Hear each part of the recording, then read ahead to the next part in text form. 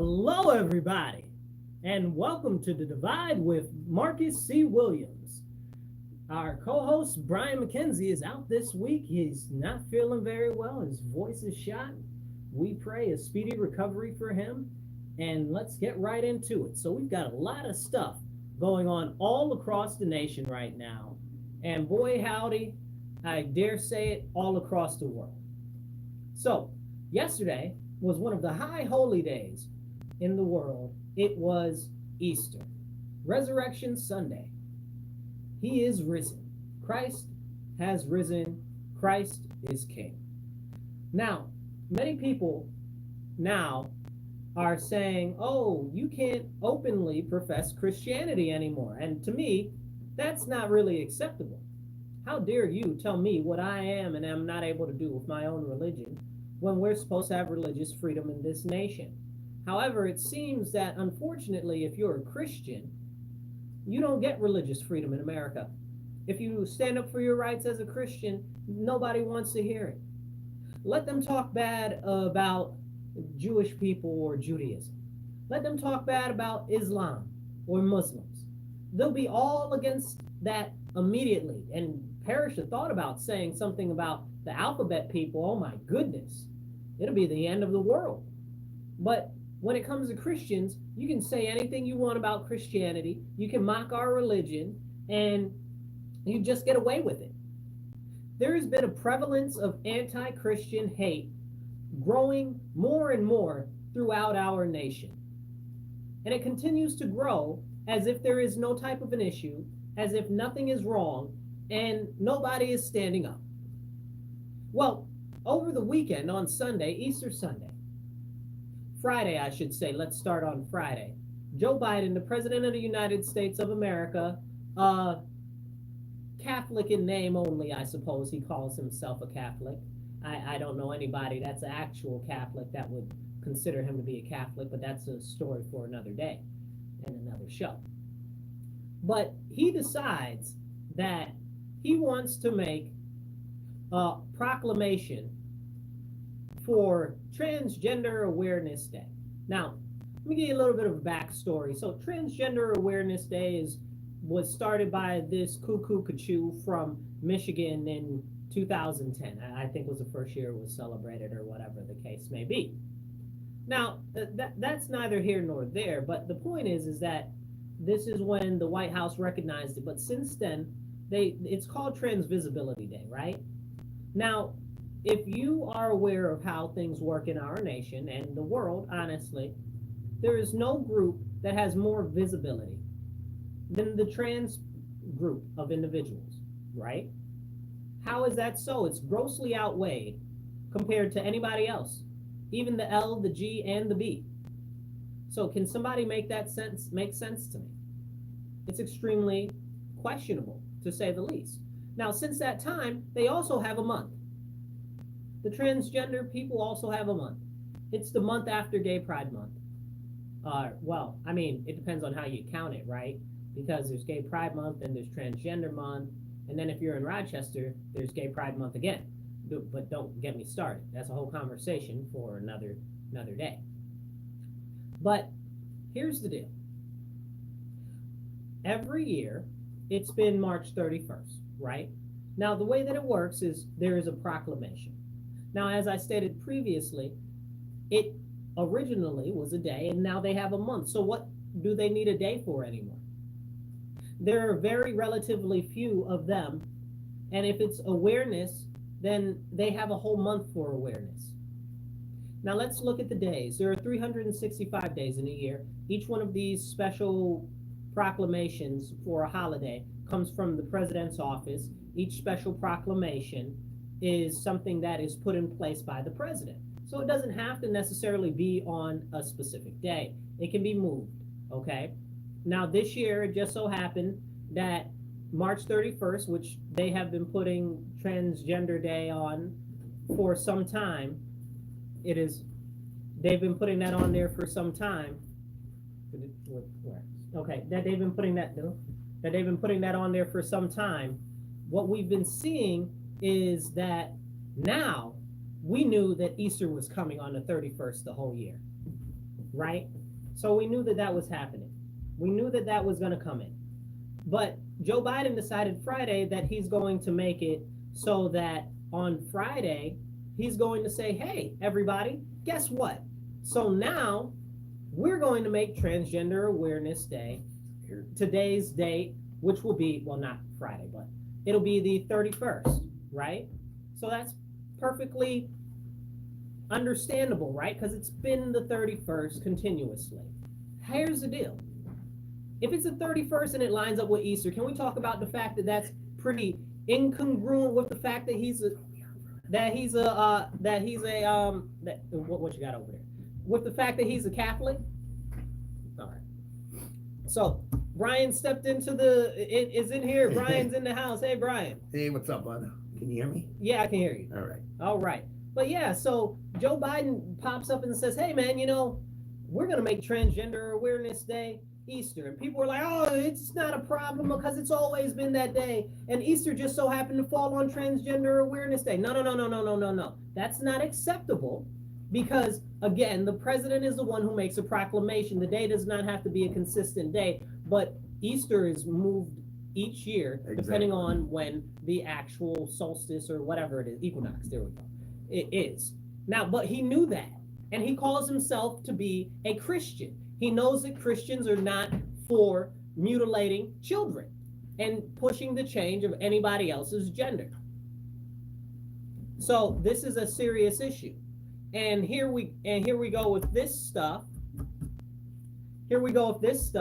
Yeah, it's. Can you hear me? Yeah. All right. I don't know what microphone you're on, but I can't talk long because I still don't have my voice. Yeah. But I just had to chime in for this topic because I heard it earlier, and the best part about the whole thing is that they have, they put out two posts, one in, one in Spanish and one in English. The Spanish people want nothing to do with that. The one in Spanish had nothing to do with the transgender. That's it was only Easter for exactly yeah, because he knows he's losing ground there. So I had to chime in there, but I got to turn off. I sound horrible. Yeah, no, people get mad at me. So. But anyway, as we bring that up, the fact of the matter is that nobody really wants that to be on the same day as Easter. The only people that would want that are some people who hate Christianity, who are completely against Christianity. But we know that we as Christians must stand up and we must speak up against this stuff because Christianity continues to be bastardized, downtrodden, and everything. So I'm going to come back to this issue, but I'm going to use this issue and I'm going to talk about what's happening to the ultra-Orthodox Jews in Israel. And then I'm going to draw a comparison there because this is a very interesting thing. So now as Christians, we have our specific religious views that are our views, and they should be honored for being our views because they honor any other else's religion. They honor Islam all the time, and they honor Judaism and alphabetism and all of that, because at this point, alphabetism is just that, a religion. So over in Israel right now, as you guys know or might not know, there's a draft that happens when they go to war. Well, they've been at war for 75 years. So long conversation short, every person in Israel that's an Israeli citizen has to go into the army for 2 years. So that's the thing, unless you are an ultra-Orthodox Jew. So those are the people, with the curly sideburns and the hats and all of that. Okay, that's them, okay? Because they don't do that, okay? They focus on their religion, learning more, growing in their religion, drawing closer to the Lord, all of that. So they don't go to wars against their religion, Now they can, a few of them do volunteer to go and join the military or whatever, but the majority of them do not participate. And the law in Israel right now says that they do not have to. So now Benjamin Netanyahu and some of the other people there are pushing in Parliament to take away that ability for them to have that religious right to not go into the military. So now this is very, very concerning, right? Now this is Israel, right? This is supposed to be the Judastic nation, right? I mean, come on, are we being really serious? Like they're trying to take away the ultra-Orthodox religious people's religious freedom. I'm surprised in Netanyahu for that. Too. Is this what he's letting it go on? You know what I'm saying? I'm surprised. Forget him and his herniated disc or whatever he's at. But anyway, so this is crazy. This is crazy, and this is again, in a nation where you're supposed to have religious freedom, in Israel you're also supposed to have religious freedom. Okay, I'm not here to mince words about how you feel about that or whatever. They're supposed to have religious freedom. Okay, that's it. That's the bottom line. But they're trying to take that religious freedom away from these ultra-Orthodox individuals, and they're trying to force them into the military to participate in a war, which many of them, one, don't want to be in, and two, it's against their religion. Because again, remember, they can voluntarily go and enter the military if they want to. So now what a lot of people don't know is that they make up probably about 13 to 15% of the population in Israel. So when you're talking military, they see that they're like, oh, well, these are numbers, let's get that. But traditionally, the military hasn't pushed for them to be in the military because as ultra-Orthodox Jews, they have to have special things that go along with their religion and stuff like that. And the military's like, I don't want to do all of that. And like 10%, 13% actually go in volunteer anyways. Right. So they don't want to. So they don't want to have to deal with that. So, but now because they're trying to just mass enroll all of them, they're like, hell, we'll deal with it, because it'll be easier to make those concessions and get them to go be bodies at the front line. Now I say this and I bring it up because I want to specifically talk about religious freedom and respecting religious boundaries. Okay, because when Biden made that proclamation that Easter was going to be Transgender Visibility Day, that was unacceptable. That was I'm gonna take off, or I'll just let you talk. okay. That was unacceptable. So as we continue down this road, we see more and more things happen where we cannot actually express our religion the way we want to express our religion. And if we stand up and speak up for Christianity, we're the bad guys. Apparently, and I say this firm and proud, okay, Christ is king. I don't care what anybody else has to say about it. You understand what I'm saying? I'm not trying to hear nothing. Jesus is Lord, okay? This is what it is, okay? Our Father, God in heaven, is the Lord of all. Jesus is also Lord. And this is something that we can't have a conversation about anymore, because now they're trying to say, oh, well, if you talk about Jesus or you talk about Christianity, then that's hate speech. Excuse me, you're hating on Christians. And there's a lot of anti-Christian hate going on right now, and it's unacceptable. And I'm not tolerating it, and nor should any other Christian tolerate this insanity that's going on, okay? Yesterday was Easter Sunday. There were about 5 or 6 different churches that were set ablaze in the United States of America. Churches, they set them on fire, burning our churches to the ground. There was one church that was 117 years old that they set on fire. It's unacceptable. And where is that in the news? I bet you didn't even hear about any of those events. Can we talk about that? When are we going to talk about the anti-Christian hate? When are we going to talk about all of the school shootings where they were trans people that shot up the Christian schools and straight people? Can we talk about that? Can we talk about that? No, we can't talk about that. Why are we not able to talk about that? They're trying to make it in Australia where I'm sorry, I shouldn't say trying to, it actually happened. I was talking to somebody in Australia the other day, and they've got a rule now, a law where you can't even go out and you can't preach the gospel on the street, and they're doing the same thing in Canada. And they'll arrest you for preaching the gospel. When are we going to stand up in America as Christians, as Catholics, as people who believe in the teachings of our Lord Jesus Christ? When are we going to stand up, people? When are we going to stand up? It's now. The time is now. No matter what denomination of Christianity that you are, okay?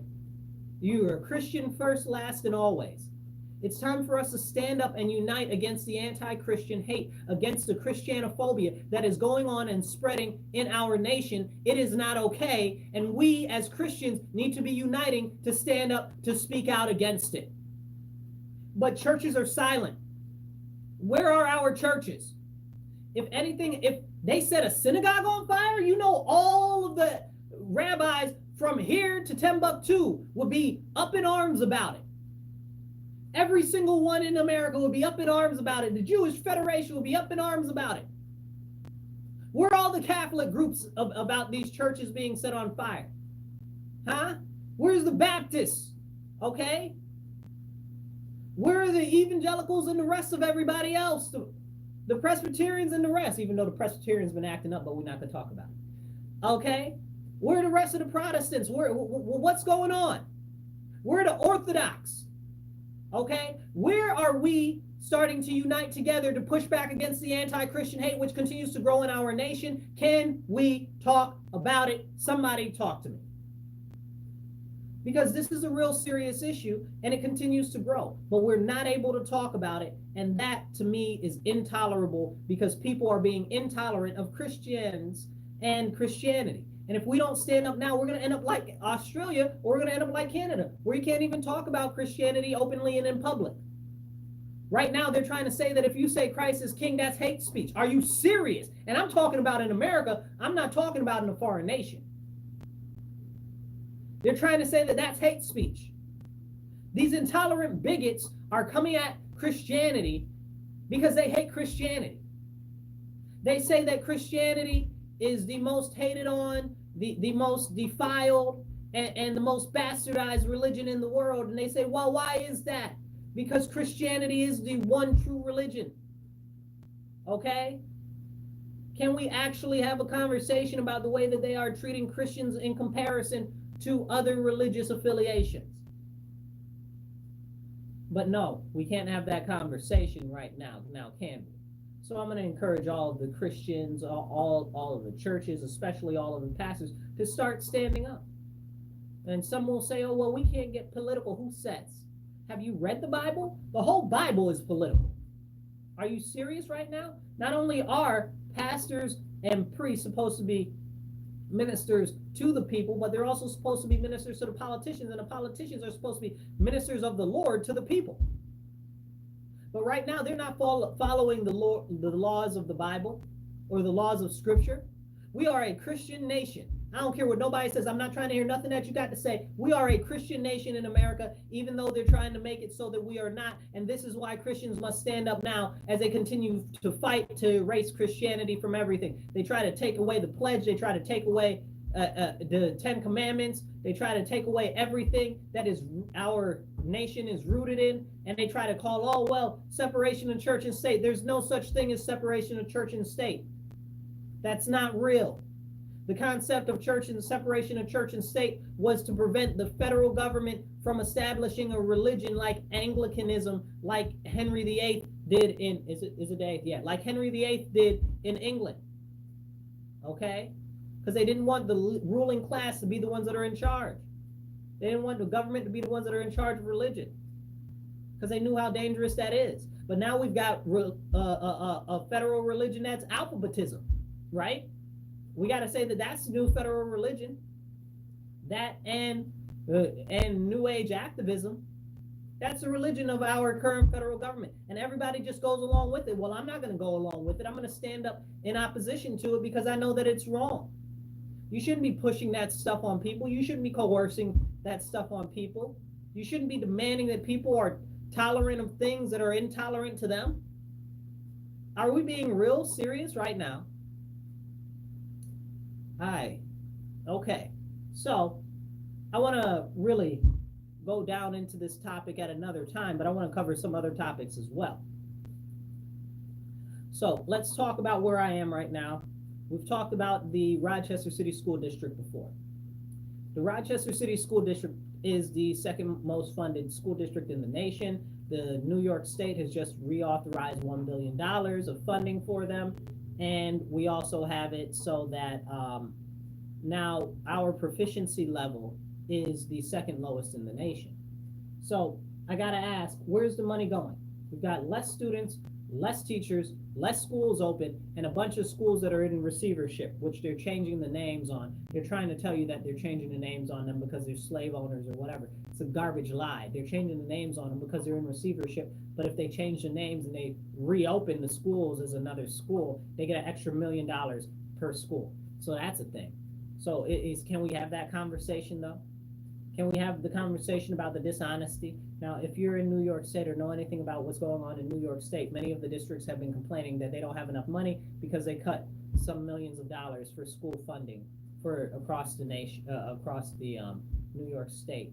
Okay, but here in our underperforming school district, where there's tens of millions of dollars missing every year that is never accounted for, that they tell you is not stolen, okay, every year, and school board members are basically elected for life, and even the new ones are pretty much not even looking into anything that is important, you have to start questioning these things. Kids are coming out of these schools, and I know it's not just our district, right? I know this happens in other districts too, the missing money, but kids are graduating and they're functionally illiterate. They're not able to read, write, or do basic math. How are we supposed to expect them to be able to be successful in life? How are we supposed to be able to expect them to be able to get a job? And that's going to be why a lot of people turn to crime, because they don't see any way out of the life that they have. They don't see anything bright for the future. But can we actually talk about that? You know, these are the important conversations. You know, what's adding to the crime? The fact that educational system is trash. You know, we already know that they grade the number of prisons to make by the third grade rate of reading. So why aren't we having these conversations? You know, and if you look online, you'll see a lot of teachers talking about, oh, none of my students are reading on grade level. None of my students are, and this is, again, like I said, this is a nationwide issue in many places in the country. Okay, especially up and down the East Coast and the Eastern Seaboard. But we can't have those serious conversations. The places where you see it be as serious as it could possibly be are all in Democrat-run districts. All of it. And your question is why? If the Democrats really care about the people, why is this happening in Democrat districts? This is the question, right? Like, they say that they care, but very clearly their policies do not align with what they're saying out of their mouths. This is something that we really need to have an honest conversation about, but we're not able to have this conversation because anytime you try to have this conversation, they try to shut you down. Okay? Now, moving forward, I want to go back to the Transgender Visibility Day real quick, because I want to talk about our local Democrats in Monroe County. Okay? They had the daggone nerve. We have a radio show host here. He's, I don't know how to explain him very much. But we have a radio show host here in the area, and he has been embroiled in a number of things over the years. That's how we'll say it. But he's widely listened to, maybe because of the platform, maybe because people love him, right? You pick, okay? But the fact of the matter is he put up a post in reference to the Transgender Visibility Day that said, oh, there's 365 days in the year. They could have made it a different day, which is the same thing I said. Matter of fact, if you follow me on Twitter, at Marcus, the number 4, ROC, then you'll see that I said pretty much exactly the same thing. Okay, pretty much exactly before he even said that. So the Monroe County Democrats actually took that post, they shared it, and they said, oh, he's a transphobe, he hates trans people, all of this, all of that. And I said, excuse me? You guys hate Christians. How dare you put this up there? Like, you know it's Easter, how dare you? How dare you? And then our county executive, Adam Bello, many people here have an issue with him. I have less issues with him than most people do. My main issue with him is I don't think he stood up firmly enough against Mendoza and all of the things that were being forced through during the COVID time. And even though Mendoza is stepping down as the director of the medical, or whatever the heck he actually is, the doctor stuff, and they're putting some new person in, which nobody really knows where they stand on issues, or whatever the case is. I got questions and I want answers to. But anyway, my big issue with him was that he didn't stand up strong enough against those things that they were trying to force down the throats of not only employees, but of our people in our county. The unreasonable restrictions that they were forcing down on us. And I'm not going to talk about that the way I really want to, because that really starts to get my blood boiling.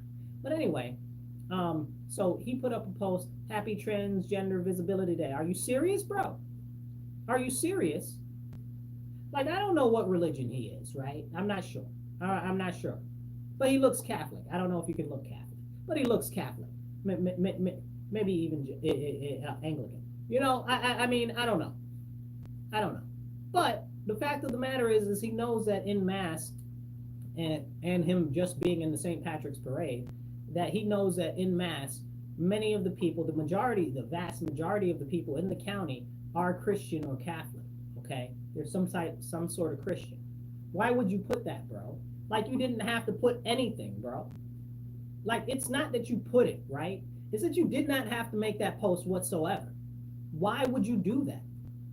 Like, that, like, struck a real serious chord with me. Like, that let me down. Like, you just didn't have to post that, my man. Like, why'd you do that? Who pressured you? Somebody got their thumb on you, bro? Let me know. Who's putting their thumb on you, Adam? What's going on? Did you do that out of yourself? Did your office mates put that out for you? Because I feel offended that that somebody posted that, whether it was you or somebody else, or whether the county pushed you to do that. As far as the county Democrats, you need to tell me something, because whoever is in charge that's really behind this, they need to be held accountable and responsible, because it's not okay. Now, I don't want to go over and do a whole show about this whole incident, but this is a really serious issue, and it goes back to the way that they play in the face of Christians and Catholics, but they always want our votes. If you're a Christian or if you're a Catholic, you won't have any single business, okay, voting Democrat. Not at all. Not one. They mock our religion. They make fun of our religion. They try to take Christianity out of everything. They try to take Christianity out of the schools. They try to take it out of the court system. They try to take Christianity out of Christmas. Hell, they tried to take Christianity out of the Easter egg roll at the White House. They said that you can't have any Christian-themed eggs. Are you serious? Are you serious? What are we doing as a nation? This is what we're doing? You wonder why there's so many bad things happening in our nation? Because we need to turn back to the Lord and we need to repent. Okay? Because what's going on is it's ridiculous, and that's me saying it nicely. Christians everywhere need to be gathering together and standing up. Remember when it was COVID and they shut down all the churches and you guys just went along with that? How'd you just go along with that? How'd you just go along with that? Just let them shut down our religion like that. Now they feel like they can do whatever. It's unacceptable. And you might say, oh, well, Marcus, this, that, or third. I'm not trying to hear none of it. I'm not trying to hear none of it. Proceed at your own risk with everything in life, okay?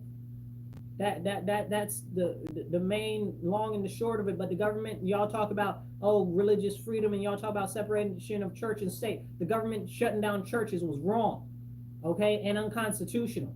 And there needs to be a massive lawsuit against the county and the New York State for doing that. It's so disgusting, it makes you want to spit. I'm not even able to deal. Like, it's so frustrating. Like, frustrating doesn't do justice. It doesn't do justice.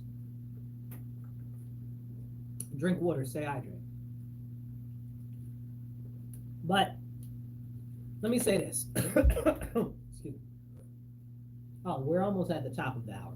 So, if you guys are following us on Facebook or on YouTube or on Rumble, make sure that you like and subscribe.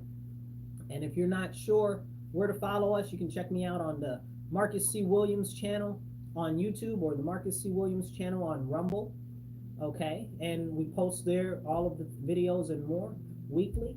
And make sure, if you're listening to this show on the radio, you let people know about this show.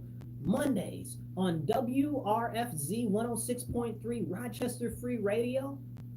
Listen to The Divide at 2:30 to 4 o'clock. Come on now, let people know. That's how we get the information out there. We share it. Okay, you can also follow me on Twitter at Marcus, the number 4, ROC. Okay, you can find me on Facebook, Marcus C. Williams for Rochester, or just search Marcus C. Williams. You'll find me. Okay, I'm also on Instagram, Marcus, the physical number 4, ROC. Check us out. Follow us. Let us know. Hit us with any questions or anything that you guys have. And let's jump back into the show. So, what else do we have going on in the world? So, looks like Mike Johnson is in a bit of hot water with Marjorie Taylor Greene in the House of Representatives. And I know a lot of people feel a lot of ways about both of those individuals. But let's talk about something.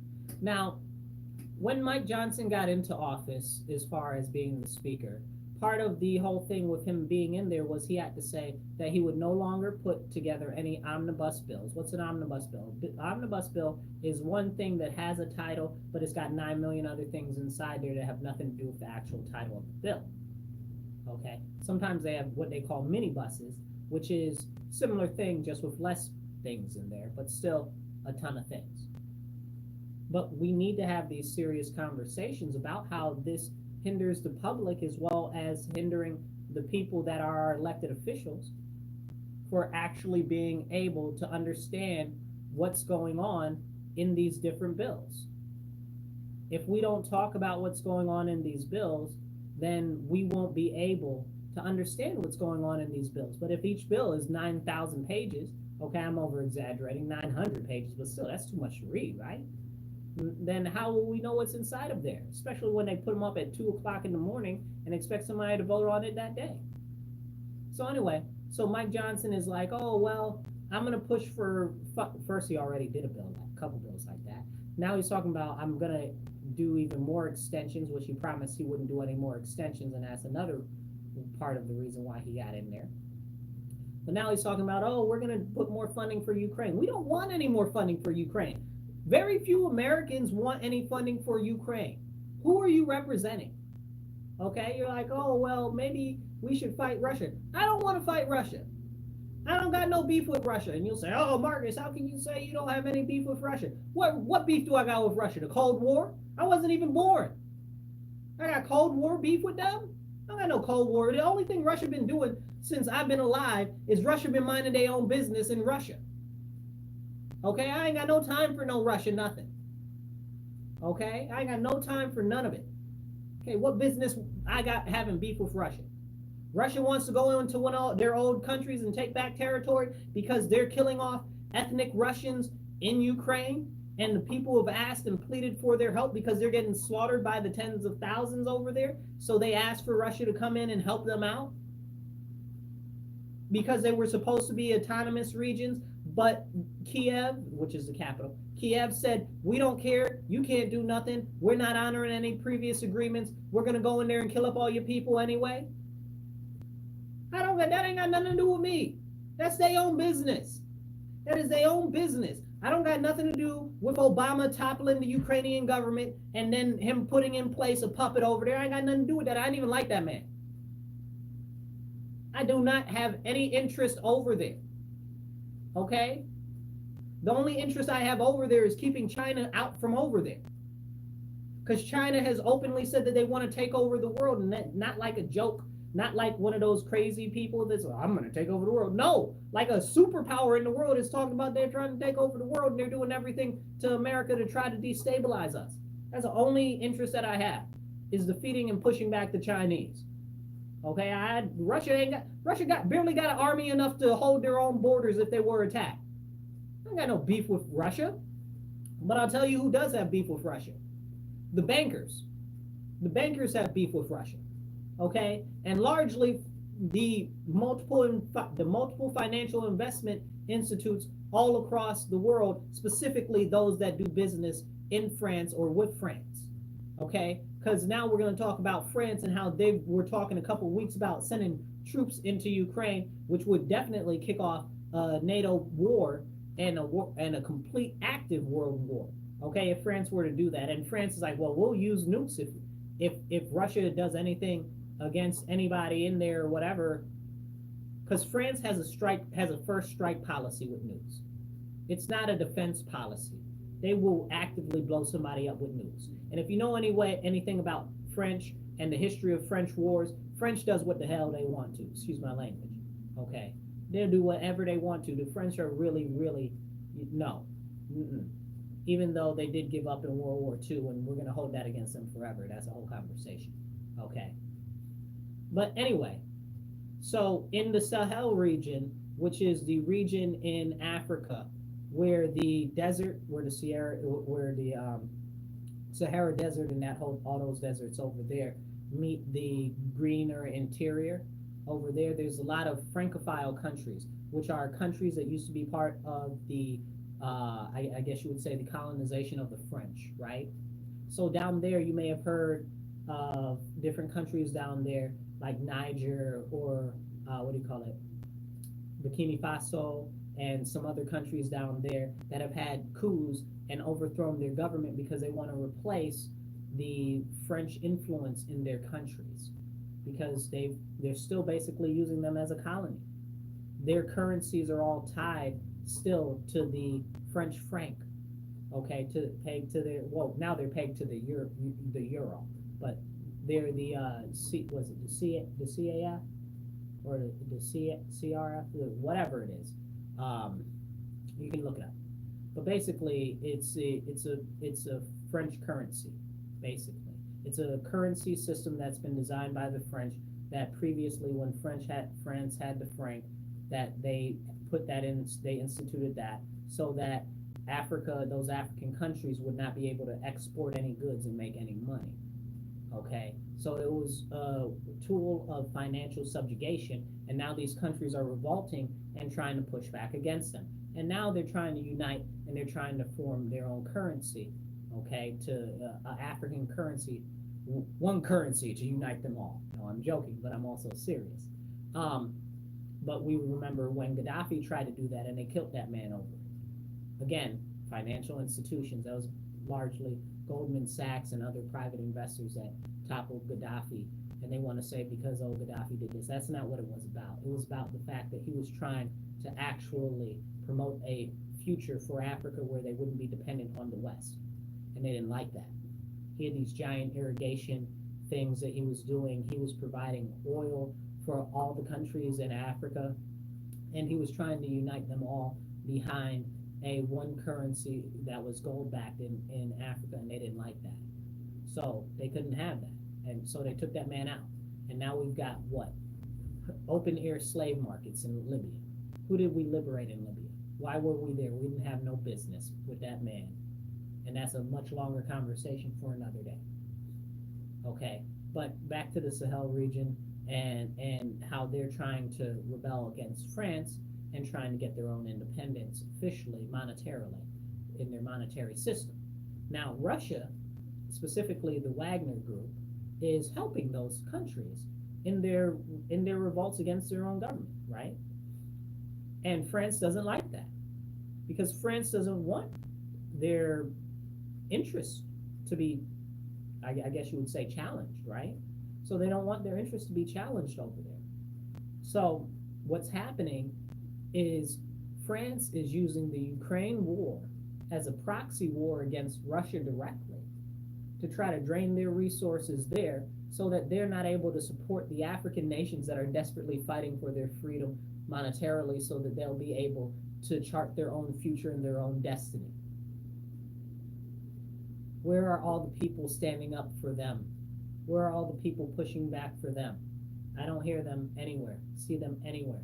And most Americans don't even know this is going on because they don't cover this in the news. They don't cover this in the news, so people don't really know what's going on. There's a lot more in-depth going on in what would you call it, in relation to Ukraine than people actually know. And this is one of the most largest issues that affects everything in the world. Like it affects like 12 African nations. Well, it's 5 plus some other ones that are adjoining. But it affects pretty much all of those down there. But we don't even know that it's going on because they don't want to talk about it on the news. In other news, talking about Russia, I don't know if you've seen it or not, but Russia just unearthed these old icons. Now, if you're familiar with Christianity or Orthodoxy, the icons are like the pictures of the saints and stuff like that. So they just released these old books and old icons and stuff like that showed Jesus and the disciples and all of those as being black. But we already knew they were black. I know a lot of people are like, oh, they're not black. Yes, they are. They are. They always have been and they always were. Even if you look at a lot of the European churches, they're black. Okay, the ones that are outside of Italy. Okay, especially in the Orthodoxy. Okay, they're dark like black. Now, Russia has unveiled these new ones and they're very clearly black, okay? Like black, like dark, okay? Like chocolate, Chocolate after Easter. Yum, delicious. Half price chocolate today. No, anyway. I joke, but I'm serious. Okay? And that came up, and where's that in American news? Are we going to talk about that in American news? No. Because then we'd have to have a conversation that maybe Jesus and the people from the area where all the black people lived were black. But, that's a lot for people to actually have a conversation on. And the whitewashing of history, which Americans say, oh, they've whitewashed history. And now the leftists want to say, oh, well, they've whitewashed history and all of this, and they're trying to erase all of this. But we know that that's happened. We know that that's happened. Okay? The same way that we know that the Moors ruled Spain and parts of Europe for over 500 years. And the Moors were dark, were black. Okay? Now, they were Muslims, but it also shows that from the regions that they are from, that the other people from those regions were black. But we can't have that conversation because the Arabs didn't get over there until after that. Don't get me started on the Arabs in Northern Africa, because that's a whole separate conversation for another day. It's disgusting. It makes me want to spit. I swear to goodness. But this is a serious conversation that needs to be had. So Russia released those icons and old books and stuff like that. But if you do any study into old icons and old history, biblical history and stuff like that, you will come across a considerable number of these things showing them and portraying them as black, especially if you go back 100 years or more. Okay, even churches still that are old like that, if you go into what would you call it? I guess that's like Western Europe? Yeah, I guess because that would be Eastern Europe. No, Eastern Europe. If you go into Eastern Europe, you go to a lot of the Orthodox places, they still got them. They still got them. Okay, if you go to Ethiopia, where the oldest sect of Christianity is, they got them. They'll tell you in a heartbeat. They're black, Like, this isn't a conversation that we're able to have openly in America because, goodness gracious, everything's been whitewashed. And forbid that I'm saying anything that I'm saying right now because somebody's going to feel some type of way, but everything that I'm saying is true. If it challenges your beliefs, maybe you should look at who's teaching you what you believe, okay, and where you're getting that sense from, okay, because it's not from the Bible. So where are you getting that information from? It must be something that's being pushed on you by, other people who write history and who control the art industry and who control historical information to shade your view one way or another. It's the same way that all the other countries in the world know about giants and that giants exist. And in America, we don't know that giants exist because the Smithsonian has taken all the giant bones and said, oh, no, it's not real. It doesn't exist. But even up until Abraham Lincoln was president, Abraham Lincoln even mentioned giants in his speech before because there used to be giants. Like, that's like not a hidden history. Like, it says it in the Bible. It says it in literally every other cultural, historical documentation everywhere in the world. Like, why can't we talk about that here? Because they try to change the history here. Now, let me say something shocking for somebody to feel some type of way. Okay? Same thing goes with dragons, right? You mean to tell me that all of a sudden they say now in the last 10 years, they try to say, oh, well, the dinosaurs were more like birds, right? So they kind of had like feathers instead of like leathery skin, less like reptiles. So it's okay. So, but you mean to tell me that now we know that, and that's basically changing in like the last 10 years, but we're still not going to talk about the fact that dragons existed, even though we've got tons of historical references to them all across the world? You mean the world is in a conspiracy to make up dragons of different kinds? I mean, it's kind of crazy that we believe that dinosaurs exist but not dragons. Dinosaurs are dragons. I'm just saying. I'm just putting that out there. I'm just literally feathered serpents. Like, I don't get it. Like in Mexico's traditions, the feathered serpent, which is a dragon, which is also very tied to some of their old religions and stuff like that. It's a dragon. Come on, are we being real with ourselves? I only mention this not that it's a big deal to me, but it is a big deal. But it's the manipulation of history that we know to be true, but we just continuously avoid because of what we've been taught is true, versus what we actually know in ourselves and know from other reference points is actually true. And I know that might test some of you guys that are listening, and you might be like, well, this, that, and the third, but I bring all of this up because, again, it goes back to what information is being filtered down to us. And talking about information being filtered, I'd like to talk about how Instagram is now filtering people into political stuff that you see on Instagram. So you got to go in your settings and you got to go say, I do want to see more political information. I'll try to put a video out on my Facebook and Twitter later on in the week, and YouTube later on in the week, how to change those settings on Instagram.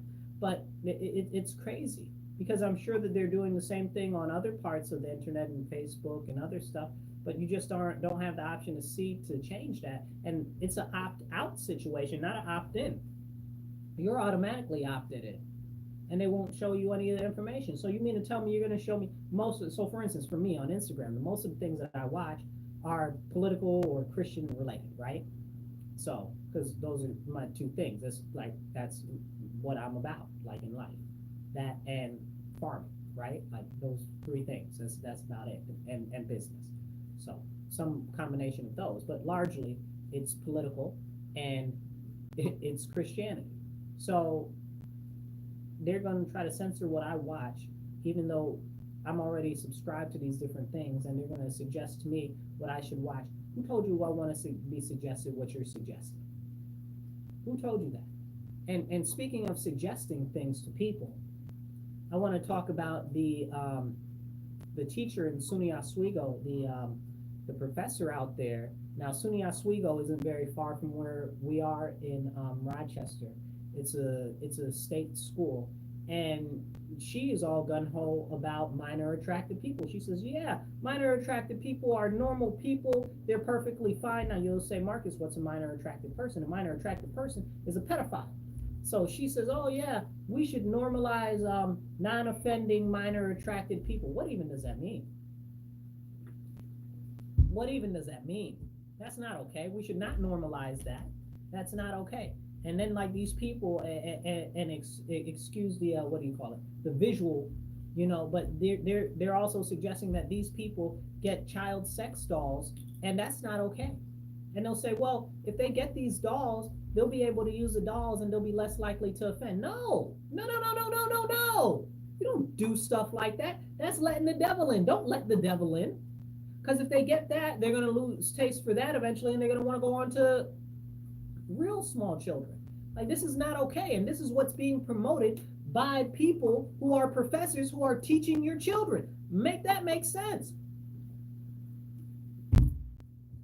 So when you hear people talking about, oh, they've got dog dishes and what do you call it? Litter boxes in schools and stuff like that, and you're like, oh, well, that's not happening. That is happening.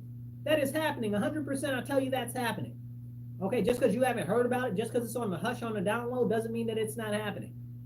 Okay? It's 100% happening. And you need to wake up and smell the coffee. Okay? Because this thing in SUNY Oswego should show you what they're trying to normalize. They're trying to normalize pedophilia. And if that's something that's okay with you, I don't know what to tell you. You need to check with yourself. Okay? Something's wrong if you think that's okay. That woman should not be teaching anybody anything. She should be banned from any state schools. And the state is just like, oh, no, it's okay, because they want to normalize pedophilia. They've got a bill on the back they got a amendment on the back of the ballot this year in November. You'll see it. I'm going to encourage you to vote no on it. It's going to be on the back of the ballot. So when you go in November, you go to vote, flip it over and make sure you vote no. They're calling it the Equal Rights Amendment, but it's not. We're calling it the Parental Rights Restriction Act, because that's what it does. It really takes away parental rights and everything like that. But really, the underlying thing is it gives 12-year-olds and up, the ability to consent to anything, to consent to any sort of body surgeries or anything like that, like chopping off their wedding tackle or their breasts or anything like that. or mutilating their body in any other way. And this is something that they're trying to promote on this ballot initiative, but they're not saying that in the ballot initiative, but that's what it does. It gives them the ability to consent to that stuff. But what it also does is it opens up the ability for them to consent to intercourse with older individuals, okay? And somebody was telling me the other day, like, oh, well, you're concerned with a 18-year-old having intercourse with a 12-year-old. No, I'm concerned with a 59-year-old having intercourse with a 12-year-old. I'm concerned with these really insidious people that lurk behind these scenes that are manipulating these children and stuff like that. I'm concerned about these teachers that are really pedophiles in disguise. Okay, as we've seen the number of, what do you call it? As we've seen the number of, what do you call it? Not incestuous, what's the word I'm looking for? Statutory relationships involving teachers and students balloon over the last 10 years. And I'm not talking about, like, you think, oh, well, male teachers and stuff, like, no, female teachers, largely female teachers. Male teachers too, but largely the boom has been in female teachers. This is crazy what's going on in our society. And we need to have these conversations. But when you start talking about that, people start to shut off. And we need to understand that we have an election this year coming up in November, and we have a chance to stand up against this stuff. We have a chance to stand up against these anti-Christian people. We have a chance to stand up against these people who are trying to promote pedophilia in our schools. We have a chance to stand up to the people that continue to push policies that are destroying our neighborhoods and allowing criminals to run amok. We have a chance. And I encourage any of you guys that are Democrats that are listening, I encourage you to consider voting Republican in November, okay? Because what's happening with these Democrat politicians, it's not it, you guys. It's not it. Like where I live, 50 years of Democrat rule, it's been all Democrat policies, and the policies have been destroying our community and our youth and our future. It's terrible, okay? It's so bad that the school system and our elected officials have completely given up on actual people where I live. They've given up on Rochesterians, so now they're trying to bus in illegal aliens, and they're trying to promote other people from other parts of the country to come here because they've given up on actual Rochesterians. Can you make it make sense to me? You got to understand what's really going on. It's a destructive regime of policies that's being pushed by the Democrats. And that's why I encourage you all to vote Republican this year, no matter what party you're in. Just to let you know, in November, it doesn't matter if you're Republican or not, you can vote Republican. You can be a Democrat, you can vote Republican. You can be an independent, you can vote Republican. Matter of fact, if you're in my district, I'm running for the 137th Assembly District, which covers most of the city of Rochester and the whole town of Gates. Vote Marcus C. Williams for state assembly. That's my shameless plug right there for myself. And not that it's shameless. It's the fact that this is ridiculous, and that's why I'm running. I'm tired of this. I'm tired of this nonsense. And I encourage you, run wherever you are. School board's coming up. Run for school board. Okay? Run for fire district. Run for county ledge or county council, whatever you got where you are. Run for office if you don't like what's going on.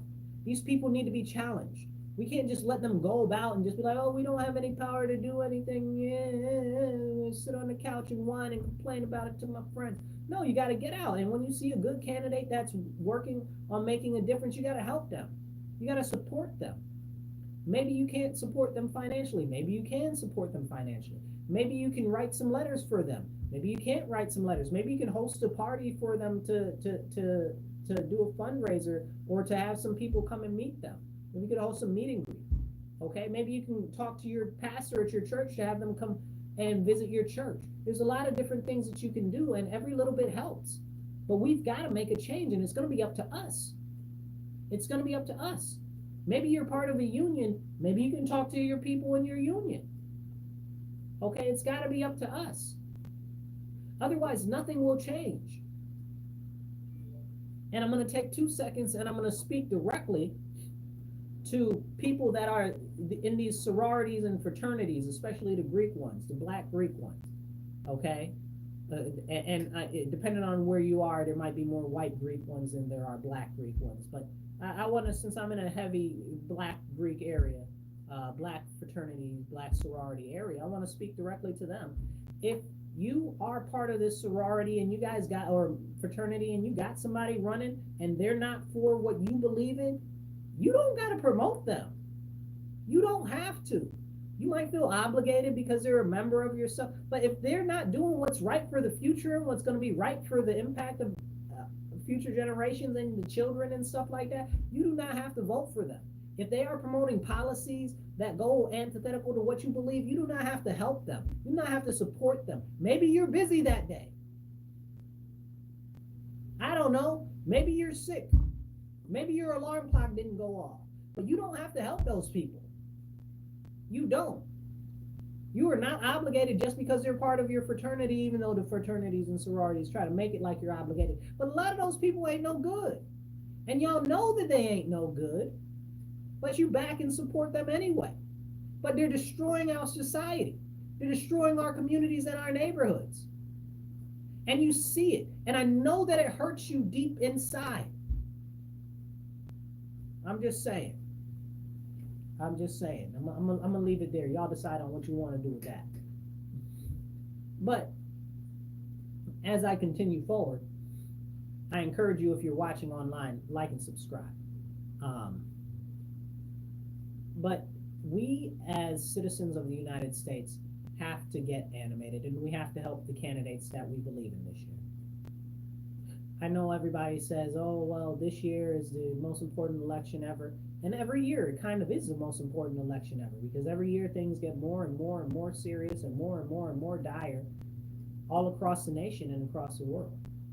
You know, it's the time of Christ's coming is sooner rather than it is later, most likely, because things are getting more dire, and you've got people out there that are trying to hasten the coming of the Messiah that don't even believe that Jesus was the Messiah. It's so disgusting, it makes you want to spit.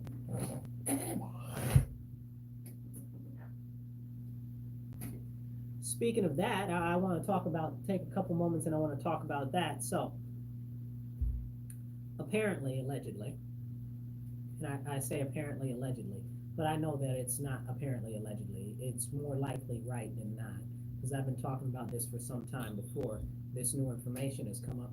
So apparently, the Jewish people who want to hasten the coming of the Messiah have gotten their red heifers now, and they're going to prepare to sacrifice them during this time of Passover coming up, or during the eclipse.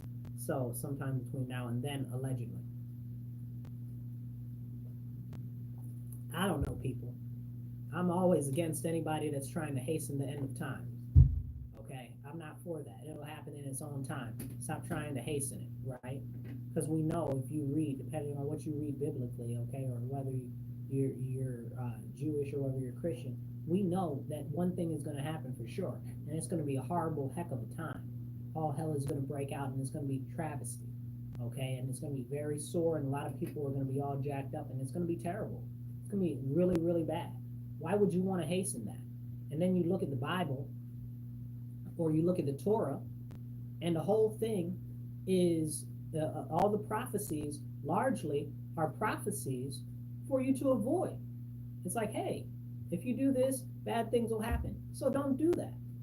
But people want to do them anyway. And then they happen. And again, I'm referring specifically to the Old Testament. Okay? We see it again and again and again. Prophet comes, prophet warns of death and destruction. People don't listen, people don't repent, death and destruction is it. Or in the case of Job, when he went to Nineveh, when he didn't want to go to Nineveh, but he went to Nineveh, and he told them, you got to repent and stuff like that. And everybody repented. It was a miracle. It was amazing. And there was no fire, no brimstone on them, and everybody was saved. So that just goes to show you in the Bible, if the people actually would listen to the prophets that are coming to tell them that they shouldn't be doing these things because bad stuff will happen, then bad stuff won't happen. But these people are out here trying to hasten the end of times. Why would you do that? They're like, oh, well, we want the Messiah to come back. Which one? The Antichrist? Like, who are you really trying to bring? Like, what are you doing? Well, what are you doing? No, really, I need an answer. Somebody tell me what they're doing. Okay, because you're not bringing back the Savior. You're bringing back. You're bringing about the Antichrist. Are we being serious right now? Hasten the end of times. Don't get me started, because there's a lot more that ties into that, to Netanyahu and his what do you call it? What do you call it? Mentor? Netanyahu and his mentor and all of these other people that want to just hasten the coming of the Messiah and all of this stuff, which is really not what they're doing. They're really hastening the Antichrist. But I guess so, if you look at it that way, if you hasten the Antichrist, you'll hasten the Messiah's coming as well. But I'm not about none of that. I believe very firmly that these end time prophecies are the same prophecies like are the prophecies in the Old Testament, which you're supposed to avoid them. You're supposed to repent, turn back to the Lord, turn back to the law of God, and actually live and follow that so you can avoid calamity and catastrophe. Make it make sense to me. It's madness. It's madness. And they're about to sacrifice these red heifers, which will bring about the apocalypse or whatever. I'm not even able to deal. I'm not able to deal. I'm tired, you guys. And I know a lot of Christians, and I bring this up because I'm going to get back to the Christians, because I know a lot of Christians that are just like, oh, it's the end of the world, it's the end of the world, let me not stand up. What Bible are you reading? What are you reading? The Bible says consistently, no matter how late in the day it is, that you're supposed to stand up and you're supposed to fight back and you're supposed to stand for righteousness. Not sit on your couch and just give up. Okay? Not just go about your day and be like, oh, well, I got to worry about what people at work think, or I might not have a job if I say something against the injustices that are being committed against Christians, or if I say something against their promotion of the alphabet people, or whatever the case is. That means that you don't trust in the Lord. That's what that means. That means you don't trust in the Lord and you need to repent. Facts. Okay? You need to be standing up for Christianity. You need to be standing up for religion. And if you're, I know we've been very, very religious today on the show. So if you're not a Christian, I encourage you to read the Bible and then turn towards the teachings of Jesus. Serious business. It's definitely well worth it. Okay, definitely well worth it. But man, I tell you what, if anything, people have to get active. So, talking on that note, I'll talk about these pro-Palestinian people, these anti-American jihadists who were at Biden's fundraiser last weekend, or well, I guess not even last weekend, like Thursday, Friday, and they were out there shouting, "Down with America, death to America," and all of this and all of that. How is that okay? How are they not locked up in prison? Okay, freedom of speech, my behind. Okay, they're talking about toppling our government. You're talking about there was an insurrection on January 6th, but these people are actively talking about promoting violence to topple our government, not in favor of American citizens, but to topple it in favor of foreign interests, and you're allowing them to go on about this? And they hate Christians, and they hate Christianity, and you're allowing them to go about this? Those are the people who set, as far as I can tell, set 3 or 4 of the fires that we know about. They interrupted multiple masses, which I didn't even cover earlier. They interrupted multiple masses and church services, talking about this crazy Islamic place over there that the people don't even, first of all, I'm black, I'm American, and I'm Christian, okay? Those people over there don't like me. They don't like black people. They don't like Christians, and they don't like Americans. I don't got no time for none of them over there. I don't give no concern to give. Because I ain't never seen none of them stand up for any Christians. I ain't never seen none of them stand up for any black people, okay? Facts. I ain't never seen none of them stand up for Americans, okay? So why on earth would I give a flying monkey's uncle? Explain it to me. Explain it to me like I'm 5, okay? Because it doesn't make any sense. Why would I be trying to back and support somebody that ain't never backed or support me? As a matter of fact, those people hate me. Why would I do that? Who's foolish, okay? Those people hate America, and we got Americans over here talking about, oh, we support them, and they hate us. You sound dumb. Something's wrong with you. Something's seriously wrong with you. It's not okay. And we need to understand that these things are not okay, because there's slowly, more and more dipping their toe in talking about destabilizing our country, dipping their toe in talking about overthrowing our government. They started off with there's no solution but an Antifada revolution. Now, an Antifada revolution, and we talked about it on the show before, is a violent overthrow of a government, right? So they're talking about they want to violently overthrow our government in favor of a foreign interest. Now they're talking about down with America very openly. Are we really serious? We're Americans. Where do we have to go? Nobody's taking us if America falls. That's why we have to protect ourselves. That's a very serious issue. It's not that you're trying to overthrow the government. The part that you're trying to do it, not unacceptable. And next week we'll probably talk about the Constitution and the preamble in the Declaration of Independence and stuff like that. Because I think y'all need to wake up. What's really seriously going on here and what time it really is. Okay, so that we can state assembly to stop them from having a super, and we can do it.